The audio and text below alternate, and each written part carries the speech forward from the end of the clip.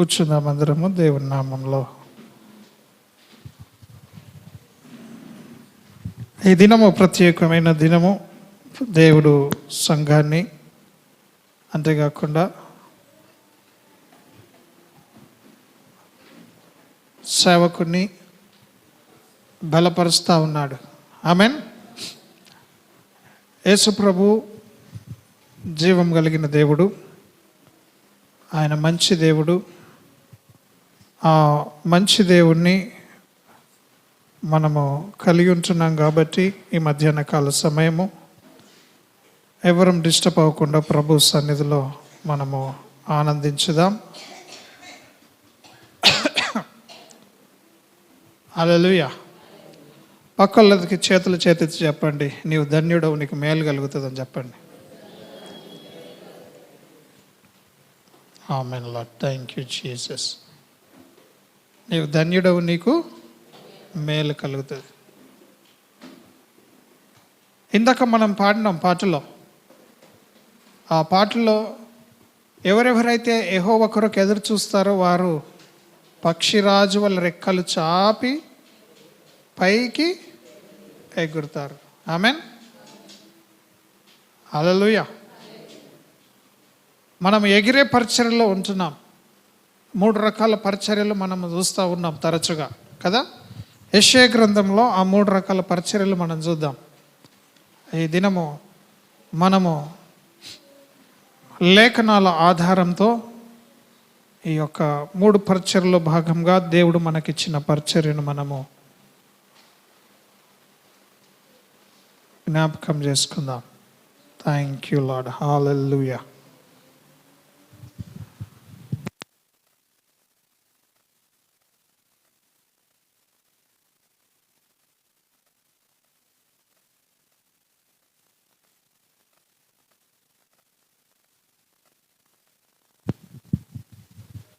యెషయా గ్రంథం 45 తీసుకున్నాం.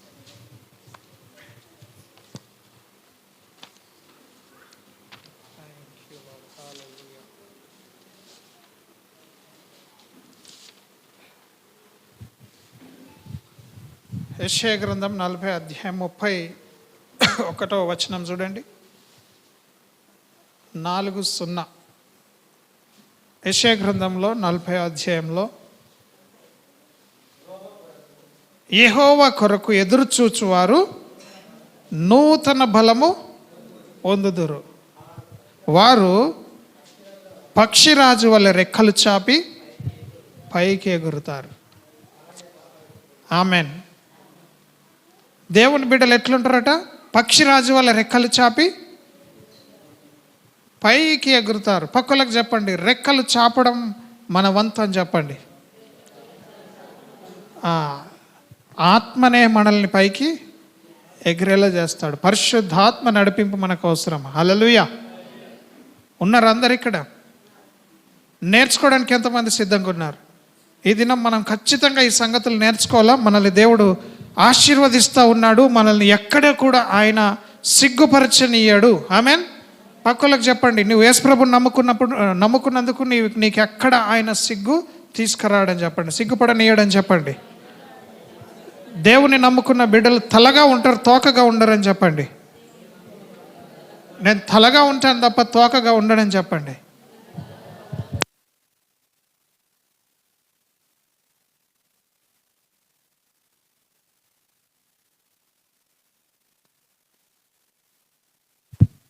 కమాన్. హల్లెలూయా. ఈ సమయంలో మనల్ని తలగా పిలుస్తున్నాడు దేవుడు. ఆమెన్. ఆలోచించండి, సంవత్సరాలు గతిస్తున్నాయి లేదా? మరి దేవుని యొక్క నూతన కార్యములు మన జీవితంలో జరుగుతున్నాయా లేవా? ఎంతమంది చెప్తారు దేవుడు నిజంగా నూతన కార్యములు జరిగిస్తున్నాడని నా జీవితంలో? చెప్పగలిగే వాళ్ళు ఒకసారి చేతేసి ఇట్లా ఊపండి. దేవుడు నా జీవితంలో మరి కార్యములు చేస్తున్నాడని. చేయకపోతే ఊపాల్సిన అవసరం లేదు. దేవుడు నిజంగా కార్యములు చేస్తేనే మనం ఈ మధ్యాహ్న కాల సమయం ఆత్మలో మనము రెక్కలు చాపి పైకి ఎగురుదాం. ఆమెన్. ఇక్కడ మనము రెక్కలు చాపి పైకి ఎగురుతున్నారంటే నిజంగా రెక్కలు కట్టుకొని ఎగురుతామని అర్థమా? చెప్పండి. నిజంగా రెక్కలు కట్టుకొని పైకి ఎగురుతామని అర్థమా? మరి ఎక్కడ మనం ఎగురుతామనుకుంటున్నారు మీరు? ఎక్కడ ఎగురుతామనుకుంటున్నారు? మనం దేవుని యొక్క ఆత్మీయ కోణంలో దేవుడు మన కొరకు ఉంచి సిద్ధపాటు చేసిన వాగ్దానముల్లో మనం ఏమవుతాం? మనం థ్యాంక్ యూ లార్డ్. జర మంచిగా ఏం కదలకుండా కూర్చోండి. దేవుడు మిమ్మల్ని దీవించును గాక. కదలనీయక ఎవరిని. ఇక్కడ వినండి, మీ చైర్లు ఇటు దింపుకోనండి. Thank you Lord. హల్లెలూయా. ఎంతమంది ఉన్నారు ఇక్కడ? సేవకుడేమో ముందుకు పరిగెత్తాలంటే, సంఘమేమో వెనక్కి లాగుతూ ఉంటే మనము ఆత్మ నడిపింపును పోగొట్టుకుంటాం. ఆమెన్. యెహోవా కొరకు ఎదురు చూచువారు నూతన బలము పొందుతారు. అది సేవకుడైనా, అది విశ్వాసులైనా, అది శిష్యులైనా, అది ఎవరైనా సరే, దేవుని కొరకు ఎవరు నమ్మకంగా ఎదురు చూస్తారో వాళ్ళు ఏమవుతారట? పక్షిరాజు వల్ల రెక్కలు చాపి పైకి ఎగురుతారు. ఆమెన్. హల్లెలూయా. మరి నేను దేవుని సంఘంలో ఉంటున్నాను, నేను ఎగురలేకపోతున్నాను అని అనుకుంటే మాత్రం ఆలోచించదగినటువంటి విషయం అది. మనం ఖచ్చితంగా ఆయన సన్నిధిలో ఎగిరే వాళ్ళంగా ఉంటామని వాగ్దానం చేస్తున్నాడు దేవుడు. 11 నెలలు గతించింది ఈ 2025వ సంవత్సరం. ఈ 2026వ సంవత్సరానికి చాలా కొంచెము దగ్గరగా ఉన్నాం. ఒక దినము దావీదు తాను అనేక యుద్ధములు చేసి తాను ఇక సింహాసనం మీద కూర్చోడానికి ఒకటే అడుగు దూరంలో ఉన్నట్టుగా ఆయనకు మధ్యలో ఒక సిగ్లక్ అనే అనుభవం వచ్చింది. ఆయనకు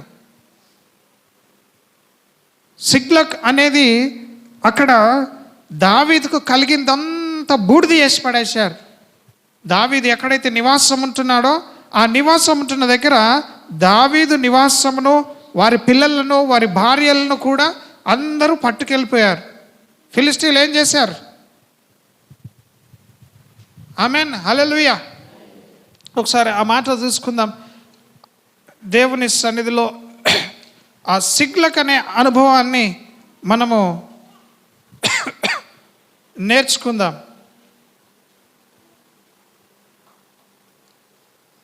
ఈ అమాలేకీల దండు, అందుకే నేను ఈ మాట తీశాను, ఫిలిస్తీయులు అన్నాను, క్షమించాలి. అమాలేకీలు వచ్చేసి ఏం చేశారంటే 30వ అధ్యాయం తీసుకుందాం. 1 సమూయేలు 30వ అధ్యాయం.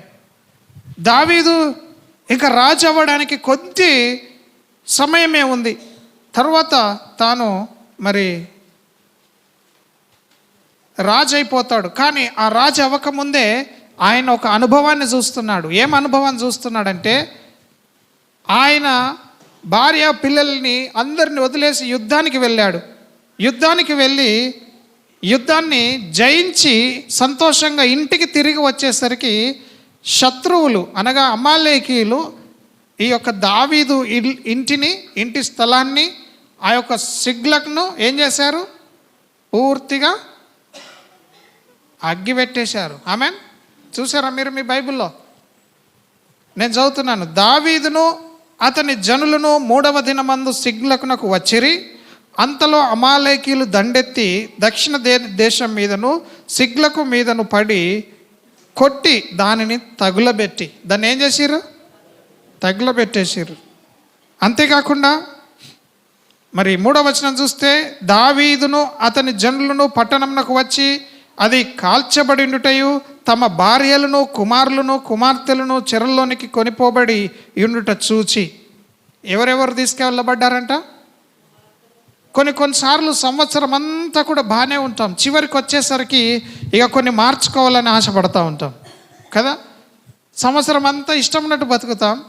మరి ఈ కొత్త సంవత్సరం వస్తున్నదంటే మన జీవితాల్లో కొన్ని కొత్తదనం చేసుకోవడానికి మనం కొన్ని నిబంధనలు చేసుకుంటామా చేసుకోమా? ఆమెన్. ఇది ప్రతి సంవత్సరం జరుగుతున్న సంగతే. ప్రసంగి గ్రంథంలో మరి 1వ అధ్యాయం 9వ వచనంలో చెప్పినట్టు సూర్యుని కింద జరిగిందే జరుగుతుందట. మన తాత ముత్తాతలు ఏం చేశారో మనం కూడా అదే చేస్తామట. ఇంకా కొత్తది ఏది జరగదు అని అంటున్నాడు. ఆమెన్. హల్లెలూయా. చూస్తారా మాట?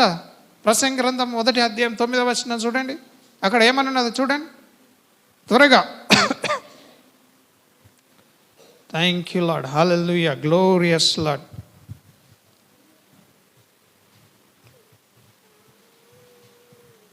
మీరు ఫాస్ట్గా ఉండాల. ఆమెన్. మునుపు ఉండినదే, సూర్యుని కింద మునుపు ఉండిందే ఇప్పుడు కూడా ఉంటుంది. కొత్తది ఏమి జరగదని ప్రసంగి చెప్తా ఉన్నాడు. జ్ఞాని ఎవరైనా పాల్సన్. ఈ ప్రసంగి రాస్తున్నది ఎవరు? రచయిత ఎవరు? దేవుని చేత జ్ఞానం పొందుకున్నటువంటి వ్యక్తి. ఎవరికి లేని మించిన జ్ఞానం దేవుని యొద్ద నుండి పొందుకున్నాడు.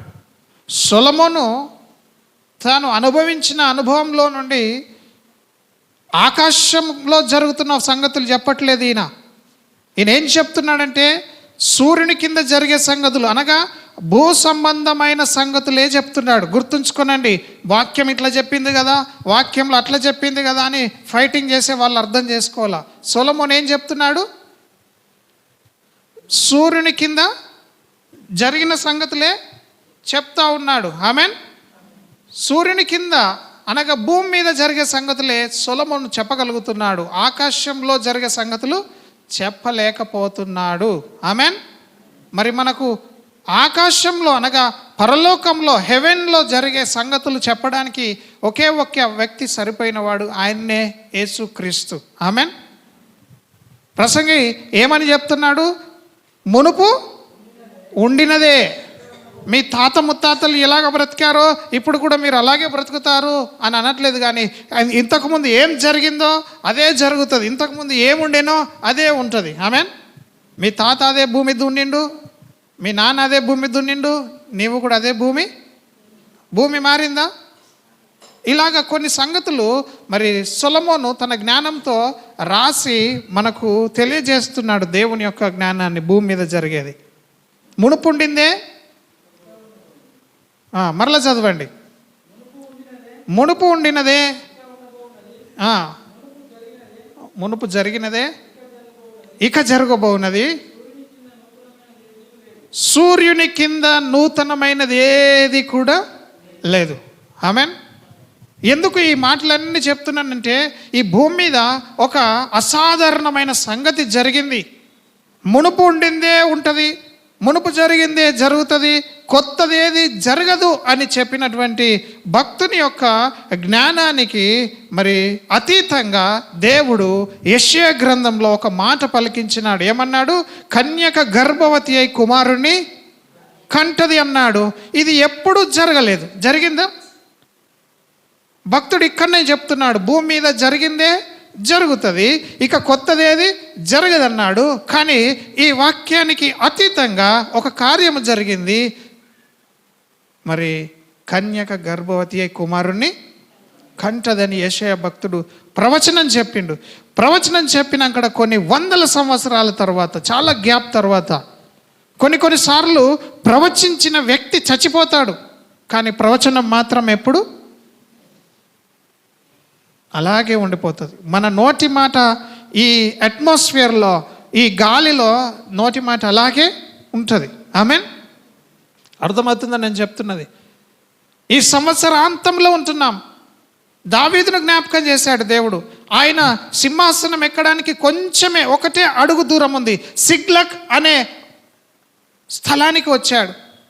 సిగ్లగ్ దగ్గర ఏం జరిగిందంటే ఆయనను పూర్తిగా దేవుడు సున్నా చేసేసాడు.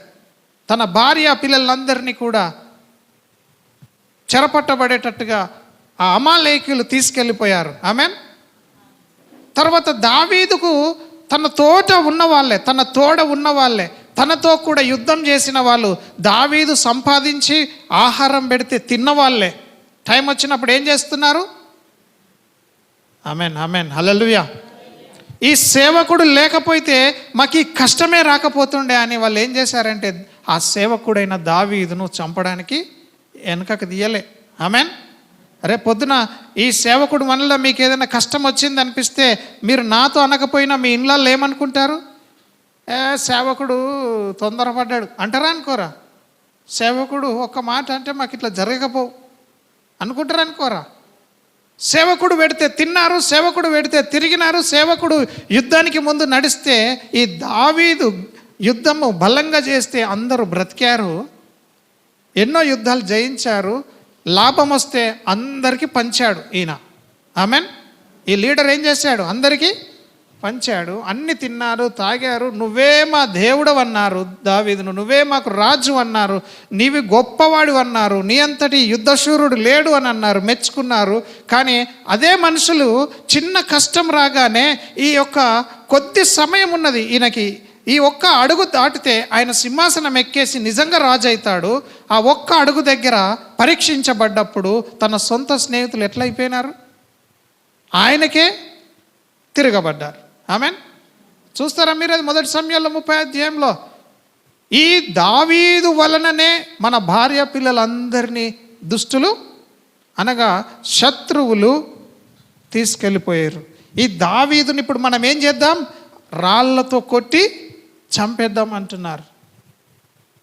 అందుకే ఈ సేవకుడు కూడా ఎవరిని నమ్మకూడదు. మీరు కూడా ఎవరిని నమ్మకూడదు. పక్కలతో చెప్పండి, వాళ్ళు మనతో తింటారు, తాగుతారు, కానీ ఒకరోజు మనకే మన పానమే తీయడానికి తయారవుతారని చెప్పండి. చెప్పండి. ఇది అల్కా కాదు. ఈ దినం మనము దేవుని ఆత్మలో మరి పైకి ఎగరాలంటే ఈ సంగతులు నేర్చుకోవాలి. కొన్ని ఎన్ని సంగతులు జ్ఞాపకం చేస్తున్నాను చూడండి. ఎందుకంటే ఇదంతా ఈ దినం మన వాక్యానికి మరి అవసరమైనది. ఈ దినము మనం వింటున్న కోణంలో మనకు అవసరమైన మాటలు ఇవి. మనము ఈ భూ సంబంధమైన వాళ్ళము కాదు, మనము పరలోక సంబంధులం అని ఈ దినం మనం తెలుసుకోబోతున్నాం. ఆమెన్. మనము కింది వారం కాదు, మనం పై వారం అని ఈ దినం మనం వాక్యంలో నుండి తెలుసుకోవడానికి ఇష్టపడుతూ ఉన్నాం. ఆమెన్. హల్లెలూయా. దావీదు మీదికి సౌలు మీద ఉన్న ఆత్మ ఎప్పుడైతే దావీదు మీదకి వచ్చిందో అప్పుడు దావీదును దేవుడు అభిషేకించి ఆయనను అన్ని విధాలుగా బలపరుస్తూ అన్ని కష్టాల నుంచి విడిపిస్తూ చివరికి ఒక సింహాసనం మీద కూర్చోబెట్టడానికి రాజుగా, యూదా రాజుగా ఆయనను కూర్చోబెట్టడానికి దేవుడు సిద్ధపాటు చేస్తే ఒక అడిగేస్తే సింహాసనంలోకి వెళ్తాడు అనే సమయంలో తన సొంత మనుషులని దేవుడు ఏం చేశాడు? ఎటువంటి వాళ్ళో దావీదుకు చూపించాడు. ఆమెన్. హల్లెలూయా, హల్లెలూయా, హల్లెలూయా. ఇప్పుడు కూడా సంఘాన్ని దేవుడు పరీక్షిస్తూ ఉంటాడు. ఇలాగే దేవుడు ఆనాడు ఏ విధంగా అయితే మరి ప్రతి ఒక్కరిని పరీక్షించి తెలుసుకున్నాడో ఈ దినము కూడా ఇక్కడున్న సంఘాన్ని కూడా దేవుడు ఏం చేస్తా అంటున్నాడు? పరీక్షిస్తానంటున్నాడు. హల్లెలూయా. దేవుడు ఏం చేస్తాడు? పరీక్షిస్తాడు. కొన్నిసార్లు మనం వింటాం, ఎప్పుడు కూడా పాముకు పాలు పోసి పెంచినా అది ఒక దినం మనల్ని కాటేస్తుంది అని అంటారు. హల్లెలూయా. కాబట్టి సంఘములో శరీర స్వభావము ఎవరిలో ఉండకుండా ప్రతి ఒక్కరూ మొట్టమొదటిగా నేర్చుకోవాల్సిన ప్రైమరీ థింగ్ ఏంది అని అంటే ప్రేమించడము. ఆమెన్. ఒకరినొకరు ఏం చేయాలా? ప్రేమించడం. ఈ ప్రేమ ఏం చేస్తుందంటే ప్రతి నీచమైన ప్రతి కార్యాన్ని మనలో నుండి తీసివేస్తూ ఉంటుంది. ఆమెన్. పక్కలకు చెప్పండి, ఈ దావీదుకు జరిగినట్టుగా లేక ఈ దావీదు చుట్టూన్న మనుషులుగా మనం ఉండకూడదు అని అంటే మనం ఒకరినొకరం ప్రేమించుకోవాలని చెప్పండి. పక్కలకు చెప్పండి, ప్రతి ఒక్కరికి చెప్పండి. కమాన్ త్వరగా. మనము ఒకరినొకరము ప్రేమించుకోవడం వలననే ఈ యొక్క సేవకులను చంపడము, పక్కోళ్ళని చంపడం అంటే ఏదో అనుకోకండి, కత్తితో చంపడమో లేక విషం పెట్టి చంపడమో ఇంకేదో చేయడం అనుకోకండి. శారమ్మ ఏమనుకోవాలా? మాటలతోనే చంపేస్తాం. పక్కలకు చెప్పండి, నీ మాటనే ఆయుధం అని చెప్పండి. హల్లెలూయా. పాత నిబంధనలో వాళ్ళు రాళ్లతో కొట్టి దావీదును చంపుదామని లేస్తే దావీదు ఏం చేసిండు తెలుసా? ఒరే, మీకు నేను తిండి పెట్టినా మీకు కృతజ్ఞత లేదని వాళ్ళతో యుద్ధం పెట్టుకున్నాడా? మీకు ఇంత చేసినా, మీకు రాత్రిలో వచ్చి ప్రార్థన చేసినా అని అన్నాడా? మీకు తినడానికి లేకపోతే నేను పోయి యుద్ధం చేసి సంపాదించి మీ అందరి కడుపు నిండే విధంగా నేను మిమ్మల్ని కాపాడుకొని వస్తే ఈ దినము నన్నే మీరు రాళ్లతో కొడతారా అని అన్నాడా? అనలే. ఏం చేసిండు ఆయన? చాలా కృంగిపోయి ఆయన దేవుని సన్నిధిలో వెతకడానికి ఇట్లాంటి ఒక మంచి మరి ప్రార్థన చేసేప్పుడు ఏఫోదు ధరించుకున్నాడు. యాజకులు వేసుకున్నటువంటి ఏఫోదు ప్రార్థన చేయడానికి వేసుకునే డ్రెస్ వేసుకొని ఆయన ఏం చేశాడు? దేవుని సన్నిధిలో ధైర్యంగా వెతికాడు. ఆమెన్. ఈ 11 నెలలు మీకు శత్రువులాగా ఉన్నటువంటి పరిస్థితులు మిత్రుల్లాగా కనిపించుండొచ్చు. మీతో ఉన్న ప్రజలు, మీ చుట్టాలు, మీ రక్త సంబంధులు, మీ స్నేహితులు, లేక మీతో ఎవరెవరైతే బిజినెస్ చేసినారో వాళ్ళందరూ కూడా మీకు మంచోళ్ళుగానే అనిపించవచ్చు. కానీ ఈ ఒక్క నెల ఉన్నది కాబట్టి ఇప్పుడు దేవుడు దావీదుకు వాళ్ళ స్నేహితులు ఎట్లా ఉన్నారో తెలియపరిచినట్టు ఈ దినము నీ పరిస్థితులు, నువ్వు ఏ స్థితిలో ఉన్నావో దేవుడు నీకు తెలియపరచాలని ఈ సేవకునిగా నేను జ్ఞాపకం చేస్తూ ఉన్నాను. ఆమెన్. నువ్వే పరిస్థితులు ఉన్నావో నీకు తెలవడం ఇష్టమా కాదా? నీ చుట్టూ ఎవరున్నారో నీకు తెలవాలా. ఆమెన్. సత్యం ఎప్పుడు అబద్ధం చేతనే మరి చుట్టూ అబద్ధం చేతనే కప్పబడి ఉంటుంది. పక్కలకు చెప్పండి, వెలుగు ఎప్పుడు చీకటితోనే కప్పబడి ఉంటుందని చెప్పండి. అంత ఈజీ విషయాలు కావు ఇవి, అంత చిన్న విషయం కాదు మీరు ఇట్లా చెప్పొదిలేయడానికి. దేవుడు అంటున్నాడు నీవు లోకానికి వెలుగై ఉన్నావు అంటున్నాడు, కానీ నీ వెలుగు చుట్టూ ఏమున్నది అంటున్నాడు? చీకటి, కటిక చీకటి. ఆమెన్. వెలుగు చుట్టూ ఏమున్నది? కటిక చీకటి. హల్లెలూయా. కాబట్టి ఈ సమయంలో దావీదు చుట్టూన్న వాళ్ళందరినీ దేవుడు తెలియపరిచాడు. వాళ్ళు పాపం వాళ్ళకి ఆ విధంగా జరిగింది కాబట్టి వాళ్ళు ఆ విధంగా రాళ్ళు ఎత్తారని అనడానికి మనకు కొంచెం వాళ్ళ మీద దయ పుట్టినప్పటికీ వాళ్ళ భార్యలు పిల్లల్ని పట్టుకపోయారు.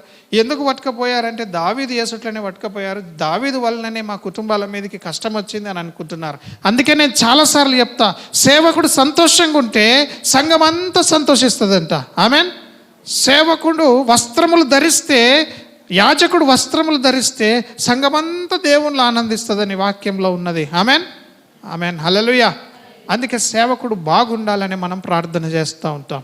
సంఘము బాగుండాలంటే కాపరి మంచోడు కావాలా. హల్లెలూయా. అయితే ఇక్కడ దావీదు గొర్రెల కాపరి, గొర్రెలకు సింహం వచ్చి తినడానికి వస్తే ఆ సింహాన్ని కూడా చంపేసి గొర్రె పిల్లని కాపాడినా అని చెప్పేసి చెప్తున్నాడు. ఎలుగుబంటి వస్తే ఎలుగుబంటిని చంపేసి గొర్రె పిల్లని కాపాడినా అని చెప్తా ఉన్నాడు కదా. ఏం చేసిన అంటున్నాడు? అటువంటి ప్రేమ కలిగిన దావీదు తన సొంతలకు నష్టం చేస్తాడా? ఇంకా గొర్రెపిల్ల కొరకే రక్తం పెట్టేటోడు దావీదు తన సొంత స్నేహితులకు నష్టం చేస్తాడా? చేయడు. ఇది వాళ్ళు ఆలోచించుకోలేకపోయినారు కాబట్టి తొందరపడి నిర్ణయాలు తీసుకుంటున్నారు. ఆమెన్. హల్లెలూయా. మరి దావీదు యొక్క భార్య, దావీదు యొక్క పిల్లలు కూడా వాళ్ళతో పాటు తీసుకుపోయారని వాళ్ళు కొంచెమన్నా దావీదు మీద జాలి చూపిస్తున్నారా? అరే సేవకుడు కూడా మరి బాధను అనుభవిస్తున్నాడు కదా అని మనం ఎప్పుడన్నా ఆలోచిస్తామా? ఇంకా కొంచెమే ఉన్నది. ఆమెన్. ఇంకా కొంచెమే ఉన్నది మనం ఈ సంవత్సరాన్ని దాటిపోవడానికి. కాబట్టి 2025వ సంవత్సరంలో మనము దేవుని కలిగి జీవించినాము. అదేవిధంగా 2026వ సంవత్సరాల్లో కూడా ఇలాగ దేవునితో కలిసి మనం 2026లోకి ప్రవేశించాలా. ఆమెన్. ఎంతమందికి ఇష్టం? దేవుడు లేకుండా ఎవ్వరు కూడా 2026లో అడుగు పెట్టకూడదు. ఆమెన్. హల్లెలూయా. ఎంతమందికి అర్థమవుతుంది? సో ఇక్కడ దావీదు దేవుని దృష్టికి అనుకూలంగా ఉన్నాడు కాబట్టి దేవుడు ఆయనకు మంచి ఆలోచన ఇచ్చి ఏం చేస్తున్నాడు తెలుసా? వాళ్ళందరూ తన ప్రాణం విసికినందున రాళ్ళు రువ్వి దావీదును చంపుదాము రండని వారు చెప్పుకొనగా, సంఘస్థులే సేవకుని చంపితే నడుస్తుందా? ఇంతకంటే చెడ్డ విషయం ఏమన్నా ఉంటుందా? అటువంటిది దావీదు సొంత అనుచరులే, ఆయనతో ఉన్న వాళ్ళే, ఆయనతో కలిసి యుద్ధం చేసిన వాళ్ళే, ఆయనతో కలిసి పడుకున్న వాళ్ళే, కలిసి తిన్న వాళ్ళే, కలిసి సహవాసంలో ఉన్న వాళ్ళే ఏం చేస్తున్నారు? ఇక మనం ఊరుకునేది లేదు. దావీదుని ఏం చేద్దాం? రాళ్ళతో కొట్టి చంపుదాం అనుకుంటారు. చూడండి ఎంతటి నీచమైన ఆలోచన చేస్తూ ఉన్నారు. ఆమెన్. ఇటువంటి వాళ్ళు నీ పక్కలో ఉంటే నీ పరిస్థితి ఏంటి? అందుకే సేవకుడు సంఘాన్ని తన కోసం కాకుండా దేవుని కొరకు సిద్ధపరచాల. ఆమెన్. ఎందరైతే సంఘాన్ని మనుషుల కొరకో, తన సొంత లాభం కొరకో, తన సొంత పాకులాడడానికి ఎవరైతే ప్రాకులాడతారో ఆ విధంగా వాళ్ళందరూ కూడా ఇలాగే ఏం చేస్తారు? రాళ్ళు ఉరివే పరిస్థితిలోనే ఉంటారు. ఆమెన్. హల్లెలూయా. అప్పటి వరకు దావీదుకు అర్థం కాలేదు. తర్వాత దావీదుకు అర్థమైంది. ఎందుకంటే దావీదు ఆయన శత్రువు దేశంలోనే పోయి తలదాల్చుకుంటున్నాడు. దేవునికి ఇష్టం లేని పరిస్థితి చేస్తున్నాడు. ఈయన ఎక్కడున్నాడు? సిగ్లక్ అనే స్థలంలో నివాసము ఉంటున్నాడు. ఆమేన్, హల్లెలూయా. దీపక్ బ్రదర్కి అర్థమవుతుందా? దావీదు అక్కడ సౌలు దావీదును చంపాలనుకుంటున్నాడని అడవుల్లో అక్కడక్కడ తిరిగిన దావీదు చివరికి సౌలు నుండి తప్పించుకొని ఆయన ఎక్కడికి వచ్చాడంటే ఫిలిస్తీయుల ప్రాంతంలో వచ్చి నివాసము ఉంటున్నాడు. ఆమేన్. ఈ సిగ్లక్ అనేది ఎవరి ప్రాంతం? అది ఫిలిస్తీయుల ప్రాంతం అది. ఆమేన్, హల్లెలూయా. ఎంతమందికి అర్థమవుతుంది మధ్యాహ్న కాల సమయం? సొంత దేవుని బిడ్డల సహవాసం వదిలేసుకొని, దేవుని యొక్క స్థలాన్ని వదిలేసుకొని ఈయన ఫిలిస్తీయులతో కలిసి యుద్ధం చేస్తున్నాడు. ఒకప్పుడు గొలియాతు ఫిలిస్తీయుడా కాదా? గొలియాతును చంపింది ఎవరు? దావీదే. మరల దావీదే వెళ్ళి ఎవరితో స్నేహం చేస్తున్నాడు? ఫిలిస్తీయులతో. ఫిలిస్తీయులు భయపడి ఉంటారు, మొదట ఆలోచించుంటారు. మీరు వాక్యంలో చదివితే ఏమంటారు తెలుసా? వీడు మన ఫిలిస్తీయుడైన గొలియాతును చంపినోడు దావీదు, వీడు మనతో కలిసి వస్తే మనకు చాలా నష్టము, ఒక దినము మనల్ని కూడా వీడు చంపేస్తాడు. అసలే వీడిని పక్కలో పెట్టుకుంటే విషంని లేక పామును పక్కలో పెట్టుకొని తిరిగినట్టే అని ఫిలిస్తీయులు ఆలోచించి మరి ఆలోచనలు తీసుకున్నప్పుడు అయినా దావీదు దయ పొందినాడు. ఆ దయ పొంది ఫిలిస్తీయుల ప్రాంతంలో నివాసం ఉండడానికి ఒప్పుకున్నాడు. అందుకే దేవుడు ఏం చేశాడు? అక్కడ అగ్గి పెట్టేశాడు. ఆమెన్. ఇప్పుడు ఇంకెక్కడికి పోతాడు? ఇక మరలా ఆయనను చక్కగా సింహాసనం దగ్గరికి నడిపించడానికే దేవుడు ఈ కార్యములన్నీ చేస్తూ ఉన్నాడు. హల్లెలూయా. సో ఈ 11 నెలలు మన జీవితంలో మీరు ఒకసారి ఆలోచన చేసుకోండి. జనవరి, ఫిబ్రవరి, మార్చ్, ఏప్రిల్, మే, ఈ నెలలన్నిట్లో June, July, August, September, October, November వరకు కూడా దేవుడు నీకు ఏమేమి కార్యములు చేశాడు, నువ్వే పరిస్థితులకు గుండా వెళ్ళావు, ఇప్పుడు ఈ 12వ నెలలో ఏ స్థితిలో ఉంటున్నావు. మరి ఈ దినము సంఘానికి వస్తే దేవుని సేవకుడు అంటున్నాడు, ఇన్ని నెలలు నీవు పొందుకోకుండా ఆగిపోయిన ఆశీర్వాదములన్నీ కూడా దేవుడు ఈ నెలలో మీకు సమృద్ధిగా దయచేస్తాడు అని సేవకుని ద్వారా మీరు వింటూ ఉన్నారు. ఆమెన్. స్తుతించేటప్పుడు ఏం విన్నాం? మీ మీదికి వచ్చిన ఆశీర్వాదము ఇంకా మీ తల మీదకి రాలేకపోయింటే అది ఈ నెలలో మనం పొందుకుంటాం. ఆగిపోయిన పనులన్నీ కూడా ఈ సంవత్సరంలో మరి ఈ నెలలోనే దేవుడు అన్ని ద్వారములు తెరుస్తాడని మనం నమ్ముతున్నాం. హల్లెలూయా. మనము ఈ దావీదు జీవితంలోంచి ఆ ఒక పాఠం నేర్చుకుంటున్నాం. సంవత్సరం అంతట్లో మనం ఉన్నాం, కానీ మనకు నిజమైన మిత్రులు ఎవరో శత్రువులు ఎవరో దేవుడే మనకు తెలియజేయాలి. ఆమెన్. సేవకుని సంఘాన్ని నిజంగా ప్రేమించే వాళ్ళు ఎవరో వాళ్ళ క్రియలను బట్టి తెలిసిపోతుంది. ఆమెన్. మాటలతోని కాదు, దేంతో తెలుస్తుంది? క్రియలను బట్టి, నువ్వు చేసే విధానాన్ని బట్టి నిజంగా ఎవడు ప్రేమిస్తున్నాడో ఎవడు ప్రేమిస్తలేడో తెలుస్తూ ఉంటుంది. అందుకే ప్రియులారా, మాటతోని నాలుకతోని కాక సత్యముతోని మరి ఇంకా ప్రేమతోని ఒకరినొకరము ప్రేమించుకోవాలా. ఆమెన్, హల్లెలూయా. మనం విన్నాం కదా, దేవుని యొక్క వాక్యంతో క్రియతోని సత్యముతోని ఒకరినొకరము ప్రేమించాలి. అందరం చెప్దాము, మాటతోని కాదు, నాలుకతోని కాదు, క్రియతో సత్యముతో ఒకరినొకరం ప్రేమించుదాం. హల్లెలూయా. మనం ఏం చేద్దాం? ఒకరినొకరము ప్రేమించుకుందాం. హల్లెలూయా. సో దేవుని యొక్క భక్తుడు అంటున్నాడు, భూమి మీద జరిగింది మరలా అదే జరుగుతుంది అంటున్నాడు. కానీ కన్యక గర్భవతి అయి కుమారుని గంటది అని అంటే ఇప్పటి వరకు ఏ ఒక్కరు కూడా పురుషుడు లేకుండా గర్భం ధరించి పిల్లల్ని కనలేదు. హల్లెలూయా. పురుషుడు లేకుండా పిల్లల్ని కనడం అనేది యేసు ప్రభు వలననే సాధ్యమైంది. ఆమెన్, హల్లెలూయా. అంత గొప్ప కార్యమును దేవుడు ఈ భూమి మీద జరిగించినాడు. ఆ కార్యాన్ని జ్ఞాపకం చేసుకొనచ్చు ఈ డిసెంబర్ నెలలో అంతా కూడా యేసుక్రీస్తునందు విశ్వాసం ఉంచిన వాళ్ళందరూ కూడా ఆయన యొక్క జన్మదినాన్ని ఏం చేస్తారు? జ్ఞాపకము చేసుకుంటారు. హల్లెలూయా. సో మనం కూడా ఏం చేస్తున్నాం? ఆయనను స్మరించుకొని మనము ఆయన సన్నిధిలో ఆయనను స్తుతించి ఆరాధిస్తున్నాం. ఆమెన్.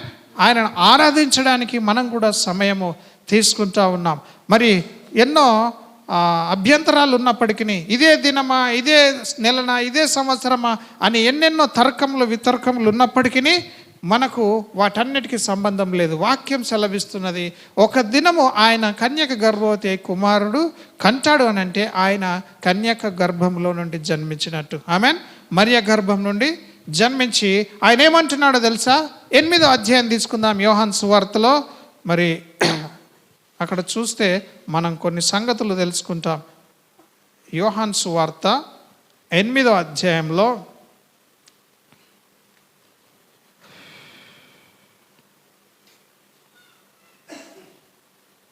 23వ వచనంలో చూద్దాం. అప్పుడు ఆయన ఏమంటున్నాడు? మీరు క్రింది వారు, నేను పైవాడను, పైనుండి వాడను. ఆమెన్. ఇది మన అంశము. మనము పైవారము, మనం కింది వారం కాదు. దేవుని కొరకు ఎదురు చూసేవాళ్ళు ఏం చేస్తారంట? దేవుని కొరకు ఎదురు చూసేవాళ్ళు రెక్కలు చాపి పైకి ఎగురుతారు. ఆమెన్. ఆ పరిచర్యనే దేవుడు మనకిచ్చినాడు.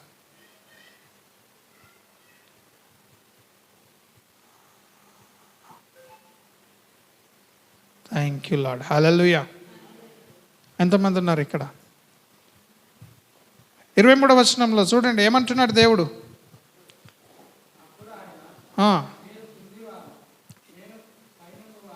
ఈ శరీర సంబంధులతో చెప్తున్నాడు. మీరు లోకరీత్యా మీ ఆచారములలో ఈ భూ సంబంధమైన జ్ఞానంలో నిండిపోయి ఉన్న వాళ్ళని అక్కడున్న యూదులతో, అక్కడున్నటువంటి మనుషులతో దేవుడు అక్కడ మాట్లాడుతూ ఉన్నాడు. కానీ నేనెవరిని అని చెప్తున్నాడు? నేను పైనుండి వచ్చిన వాడను. ఆమెన్. ఇప్పుడు మనం ఎవరము? యేసుక్రీస్తులో విశ్వాసం ఉంచుతున్న మనము భూ సంబంధులమా, పైవారమా? చెప్పండి, ఎవరం మనం? అందరు పక్కలకు చెప్పండి, నేను పైవాడనని చెప్పండి. నేను పైనుండి వచ్చినవాడు, నేను పైనున్న మనం పైనున్న వాటి మీదనే మనస్సు ఉంచాలని చెప్పండి.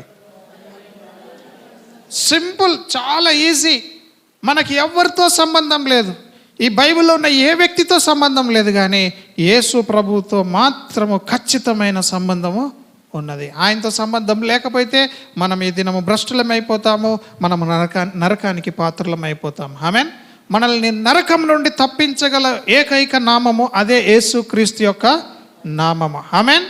హల్లెలూయా. సో అన్నీ అతీతంగా జరుగుతూ ఉన్నాయి. యేసు ప్రభు కూడా ఏమంటున్నాడు? నేను పైనుండి వచ్చేవాడిని అంటున్నాడు. ఇక్కడ వాక్యం కూడా ఏం సెలవిస్తుంది? యెహోవా కొరకు ఎదురు చూచువారు వారు నూతన బలం పొందుతారు, వారు పక్షిరాజు వలె రెక్కలు చాపి పైకి కిందికి ఎగురుతారు అంటున్నదా? చెప్పండి అందరూ, నేను పైవాడిని అని చెప్పండి, నేను కింది వాడిని కాదని చెప్పండి. ఈ సంవత్సరము మనం ఇది నేర్చుకోవాలా. నూతనమైనటువంటి మరి కోణంలో 2026వ సంవత్సరానికి వెళ్ళాలి. ఆమెన్. ఏదున్నా ఆ మైల, మట్టి, బురద, ఆ చెత్త, పొట్టు అంతా మన జీవితంలో నుంచి ఏం కావాలి? దినము తీసివేయబడాలా. ఆమెన్. ఇప్పుడు మరలా యెషయా గ్రంథం తీసుకుందాం 40-30. అక్కడ ఏం చదువుతున్నాము? యెహోవా కొరకు ఎదురు చూచువారు నూతన బలము పొందుతారు, వారు పక్షిరాజు వల్ల రెక్కలు చాపి పైకి ఎగుతారు, వారు అలయక పరిగెత్తుతారు, సొమ్మసిల్లక నడిచిపోతారు. ఈ సంఘంలో మనం పదే పదే వింటున్నాం శారమ్మ. ఏమని వింటున్నాం? ఒకటి, రెక్కలు చాపి ఎగిరే పరిచర్యగా మనము గమనిస్తున్నాం ఇక్కడ. ఆమెన్. రెండవది ఏం గమనిస్తున్నాం? నడిచే పరిగెత్తే పరిచర్యను చూస్తున్నాం. అలయకుండా పరిగెత్తే పరిచర్య చూస్తున్నాం. మూడవది నడిచే పరిచర్య చూస్తున్నాం. ఆమెన్. హల్లెలూయా. ఇంకా కొందరికైతే ఏ పరిచర్య ఉండదు, వాళ్ళు బేఫికర్గా వండుకుంటారు. అది పరిచర్యనే కాదు. నిద్రపోతా అంటాడు, నిద్రపోతా అన్నాడు. కొందరు సముద్రంలో అలజడి ఉన్నా కానీ, లోకం చీకట్లో మునిగిపోతున్నా కానీ యోనా వల్ల ఏం చేస్తారు? హాయిగా నిద్రపోతారు. అన్యులు వచ్చి లేపాల్సి వస్తుంది. రే నిద్రపోతా లే అని. ఎవరు లేపారు ఆయన్ని? అన్యులని లేపారు. దేవుడు అంటే భయం లేని వాళ్ళు. Thank you Lord. Hallelujah, glorious Lord. మహిమ కలుగును గాక. దేవుడు మిమ్మల్ని దీవించును గాక. ఈ సమయంలో మనము కొన్ని నేర్చుకోవాలా సంగమా. మరి ప్రతి ఆదివారం వస్తున్నాం. మనము ఆసక్తితో కనుక ఉంటే మనం అనేక మేళ్ళు పొందుకుంటాం. దేవుని కొరకు ఎదురు చూస్తే మనం ఖచ్చితంగా ఎగిరే పరిచర్యలో ఉంటాము. ఆమేన్. ఎగిరే పరిచర్య అని అంటున్నాం, కానీ మొట్టమొదటిగా ఆదిలోనే దేవుడు ఏం చేశాడంటే ఆదామును ఎగిరే పక్షిగా పెట్టాడు అక్కడ. హల్లెలూయా. ఆయనను మహిమలో ఉంచాడని చెప్తా ఉన్నాడు. ఆదామును ఎక్కడ ఉంచాడు? మహిమలో. ఆమేన్. అందుకే దేవుడు అంటున్నాడు, వాళ్ళు పాపం చేసినప్పుడు ఆదాము నువ్వు ఎక్కడున్నావు అని అడుగుతున్నాడు. ఇది మనందరికీ తెలుసు. దేవుడికి తెలియదా ఎక్కడున్నాడో? తెలుసు. ఆయన ఎందుకు అడుగుతున్నాడంటే దేవుడు ఆయన అడగడానికి గల ఉద్దేశాన్ని మనం అర్థం చేసుకుంటే, ఆయన ఆదామును మహిమలో నిలబెట్టిపోతే ఆయన ఎక్కడ పడిపోయాడు? శరీరంలోకి ఎక్కిపోయాడా, పడిపోయాడా? కిందివాడైపోయాడు. ఆదామును పైవాడుగా దేవుడు నిర్మిస్తే ఆదాము ఏమైపోయాడు? కిందివాడుగా అయిపోయాడు. అందుకే మీ పితరుడైనటువంటి ఆ శరీర సంబంధి అయిన వారుగా మీరు కింది వారుగా ఉంటున్నారు, నేను మాత్రము పైనుండి వచ్చిన వాడను, నేను పైవాడని అంటున్నాడు. ఆమేన్. యేసుక్రీస్తును నమ్మి బాప్టిజం పొందిన వాళ్ళందరూ కూడా చనిపోయి ఆయనతో కూడా లేపబడిన వాళ్ళందరూ కూడా ఆయనతో కూడా పైనున్న వారే. ఆమేన్. ఎఫెసీ పత్రిక చెప్తుందా, ఏమని చెప్తున్నది ఒకసారి చూద్దాం. ఎఫెసీలకు రాసిన పత్రిక 2వ అధ్యాయంలో 7వ వచనం చూద్దాం. కమాన్.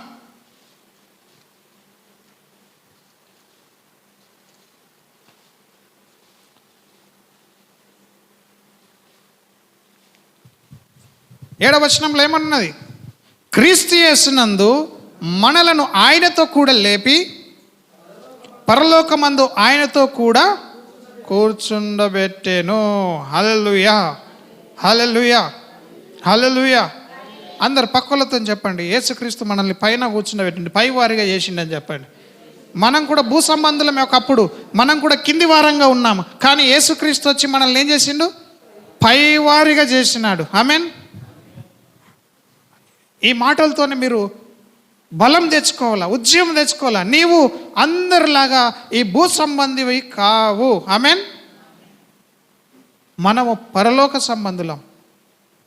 యేసుప్రభు అంటున్నాడు, నీవు పైవాడవు. ఎందుకంటే నీవు నన్ను నమ్మినావు, నా యందు విశ్వాసం ఉంచినావు, కాబట్టి నీవు నాతో కూడా చనిపోయి తిరిగి లేచావు. అందుకే నేను నిన్ను ఎక్కడ కూర్చుండబెడుతున్నాను? పైన కూర్చుండబెడుతున్నాను. హల్లెలూయా. ఒకసారి ఈ మాట 5వ వచనం నుండి చదువుకుందాం. అయినను దేవుడు కరుణా సంపన్నుడై ఉండి మనము మన అపరాధముల చేత చచ్చిన వారమై ఉండినప్పుడు సైతము మన ఎడల చూపిన తన మహాప్రేమ చేత మనలను క్రీస్తుతో కూడా బ్రతికించెను. ఆమేన్. మనము దేవుని క్రీస్తుతో కూడా బ్రతికినాం. ఎస్సరమ్మ ఏమైనా మనం అందరం చేతులెత్తి హల్లెలూయా చెప్దాం. హల్లెలూయా. నీవు కిందివాడవైతే నిద్రపోతావు, పైవాడవైతే దేవుని కొరకు ఎదురు చూస్తావు. ఆమేన్. బుద్ధి లేని కన్యకలు ఉన్నారు, బుద్ధి కలిగిన కన్యకలు ఉన్నారు. ఈ కన్యకలు ఎవరో కాదు, దేవుని సంఘాలే. ఆమేన్. మరి ఎస్తేరు ఒక మంచి సంఘాన్ని సూచిస్తున్నట్టుగా ఇక్కడున్న సంఘాలు, ఇక్కడున్న కన్యకల్లాగున్న కన్యకలు కూడా సంఘాలను సూచిస్తూ ఉన్నారు. హల్లెలూయా. ఈ కిరీటము దేవుడు సంఘానికి ధరింపజేశాడు. సంఘానికి ఉన్న కిరీటం పడిపోవద్దంటే సంఘం ఈ లోకంతో కాంప్రమైజ్ అవ్వకూడదు. ఆమేన్. రాజు కిరీటము పడిపోకూడదంటే ఆయన వంగద్దు, కిందికి వంగద్దు, ఆయన ఎప్పుడు పైకే చూడాలి. పైకి చూసినంతసేపు కిరీటం ఏమవుతుంది? తల మిన్నే ఉంటుంది. చింతాక్రాంతుడై తల కిందికి దించుకొని లోకం వైపు చూసినాం అనుకో, కిరీటం ఏమవుతుంది? ఆ మహిమను కోల్పోతాం. ఆమేన్. మరి ఆదాము అవ్వలు కూడా అలాగే ఆ మహిమను కోల్పోయారు. కానీ దేవుడు మాత్రము 8వ కీర్తనలు చెప్తున్నాడు, మహిమ ప్రభావములను నేను మీకు కిరీటంగా ధరింపజేస్తున్నాడు. ఎంత విలువైన వాళ్ళం మనం. ఈ సంగతులన్నీ ఎందుకు జ్ఞాపకం చేశానంటే మనం పైవారము, ఆ పైవారముగా మనం ఎగరకుండా ఉండడానికి మనల్ని అడుగడుగున ఈ లోకంలో ఉన్నటువంటి శక్తులు మనల్ని ఏం చేస్తాయి? కిందికి లాగుతూనే ఉంటాయి. కానీ వీటన్నిటిని మనం జయించాలంటే నీ గురి ఎవరిపైన ఉండాలి? దేవుని పైన ఉండాలి. ఆమెన్. ఉన్నదా మరి ఆ గురి? సేవకుడు చెప్తుంటే మనకు అల్కగా అనిపిస్తుంది, కానీ నిజంగా నీవు దేవుని మీద ఆధారపడుతున్నావా, మనుషుల మీద ఆధారపడుతున్నావా? ఆమెన్. హల్లెలూయా. ఇక్కడ చదివితే క్రీస్తు కూడా బ్రతికించిండట. కృపచేతనే మీరు రక్షింపబడి ఉన్నారు, క్రీస్తు యేసునందు ఆయన మనకు చేసిన ఉపకారము ద్వారా అత్యధికమైన తన కృప మహదైశ్వర్యమును రాబో యుగములలో కనపరచు నిమిత్తము క్రీస్తు యేసునందు మనలను ఆయనతో కూడా లేపి పరలోకమందు ఆయనతో కూడా కూర్చుండబెట్టాను. హల్లెలూయా. ఆయన ఎక్కడ కూర్చున్నాడట? కుడి పార్శ్వమున కూర్చున్నాడంట యేసు ప్రభు, దేవుని కుడి పార్శ్వమున. హనోక్ ఎక్కడ కూర్చున్నాడట? ఎక్కడ? కుడి పార్శ్వమున. మనం ఎక్కడ కూర్చున్నాం? యేసుక్రీస్తు తల, సంఘము శరీరం అయితే యేసుక్రీస్తు కుడి పార్శ్వమున కూర్చున్నాడు తలగా. సంఘం ఎక్కడ కూర్చుంటుంది? తల ఒకతే కూర్చుంటుందా? ఎక్కడన్నా శరీరము తల వేరు ఉంటాయా? ఇప్పుడు సంఘము కూడా దేవుడు ఎక్కడ కూర్చోబెట్టాడు? కుడి పార్శ్వమున కూర్చునబెట్టాడు. అందుకే మనం ఏమై ఉన్నాం? మనం పైవారంగా ఉన్నాం. హల్లెలూయా. ఆదాము యొక్క జీవితంలో నుంచి పైవాడిగా చూసుకున్నాం. ఆమెన్. ఇప్పుడు అబ్రహాము జీవితంలో నుంచి చూస్తే అబ్రహాముకు దేవుడు కొన్ని సంగతులు చూపిస్తూ ఉంటాడు. అబ్రహాం బయటికి రా అంటే బయటకు వస్తే పైన ఉన్న నక్షత్రాలను చూపిస్తాడు దేవుడు. నీ సంతతి ఎట్లుంటుందన్నాడు? ఆకాశంలో నక్షత్రం పోలి ఉంటుందన్నాడు. హల్లెలూయా. మరలా అబ్రహాంకి ఏం చూపించాడు? కింద ఉన్న ఇసుక రేణువులను చూపించాడు. నీ సంతానం ఇసుక రేణువులు అవుతా అన్నాడు. పైన సంతానము, భూ సంతానము. ఆమెన్. అబ్రహాంకి 2 రకాల సంతానములు దేవుడు చూపించాడు. ఆమెన్. అబ్రహాంకి ఏమన్నాడు? నీ వచ్చి 18th చాప్టర్లో చూస్తే జెనసిస్లో ఆయన ఏమంటున్నాడు? ఆకాశంలో ఉన్న నక్షత్రములాగా నీ సంతానం ఉంటుందని ఒకసారి చెప్తున్నాడు. మరలా ఇంకొక పర్యాయంలో ఏమంటున్నాడు? సముద్రంలో ఉన్న ఇసుక రేణువులు ఉంటాయి కదా, ఆ ఇసుకను చూపించి నీ సంతానం ఇసుకలాగా ఉంటుందన్నాడు. ఆమెన్. మనము ఆకాశంలో నక్షత్రములాగా ఉందామా? భూమి మీద ఉన్న ఇసుక రేణువుల ఉందామా? మనం ఎవరము? యోహాను సువార్త 8:23 చెప్తున్నాడు, నేను పైనుండి వచ్చిన వాడను, మీరు కిందివారు, మీరు భూ సంబంధులు. మరొకసారి చదువుతారా మాట? యోహాను సువార్త 8:23. చాలా విషయాలు ఉన్నాయి, కానీ మనకు ఒక సంగతి అర్థం కాల. మీరు మామూలు వ్యక్తులు కారు సంగమా, మనము ఈ లోక సంబంధులము కాదు, మనం పరలోక సంబంధులం. ఈ దినమున ఏదో నేర్చుకొని వెళ్ళిపోతాను కాదు. ఈ 11 నెలలు దేవుడు మనల్ని కోడి గుడ్డును పొదిగినట్టుగా పొదిగినాడు, కానీ ఇప్పుడు దేవుడు రిలీజ్ చేస్తూ ఉన్నాడు. ఈ 11 నెలల్లో జరిగిందంతా కూడా నేను మరి ప్రభు యొక్క సన్నిధిలో విశ్వాసంలో ప్రకటిస్తున్నాను. అది ఈ మిగిలిన ఈ నెలలో పూర్తిగా దేవుడు చేయునుగాక. ఆమెన్. ఆగిపోయింది అంతా కూడా జరుగునుగాక. మనకింకా కొంత సమయం ఉన్నది. ఈ నూతన సంవత్సరాన్ని ఎదుర్కొనేటప్పుడు మనమందరం కూడా సంతోషంగా ఎదుర్కోవాలి. ఆమెన్. ఎవరు దుఃఖంలో ఎదుర్కోకూడదు. అందరూ కూడా ఎలా ఉండాలి?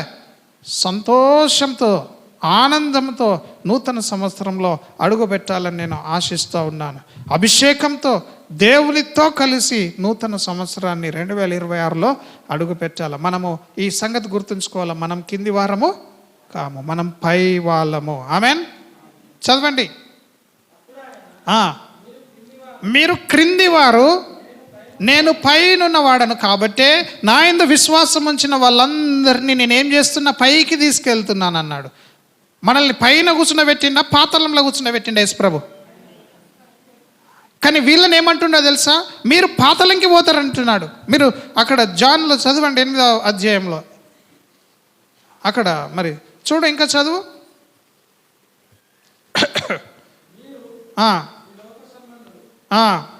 మీరు ఈ లోక సంబంధులు, నేను ఈ లోక సంబంధుడను కాను, కాగా